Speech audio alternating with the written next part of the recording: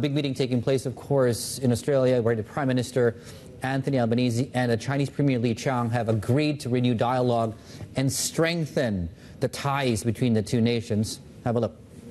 Without dialogue, we can't address any of the differences that arise between us.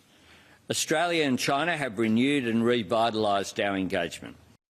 We will leverage our respective strengths to expand cooperation in energy, mining, new energy vehicles, green development and digital economy. We agreed to provide each other with reciprocal access to 5-year multiple entry visas for tourism, business and visiting family members, so as to better facilitate personal exchanges. For more on the Premier's visit, Paul Allen is with us out of Canberra to talk us through this. Paul, you've been covering this, and it's quite a rapid warming of relations between the two. So at this point in time, following that press briefing, what wins have we seen from both sides here? Yeah, you're quite right. The warming of relations has been extraordinarily quick. It was just 3 years ago that we had a list of 14 grievances from China. And now here we are with the first visit from a Chinese premier since 2017.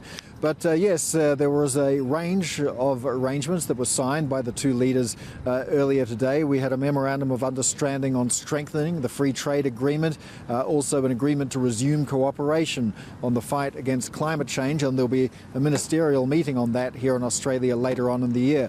Also an MOU on education and research, and of course Chinese students coming to study in Australia, a very important source of export revenue for Australia, worth about $11 billion in 2023. So as Anthony Albanese said, there is a broad range of areas where the two countries can cooperate, but it's worth remembering there's a broad range of areas where there is still some degree of conflict.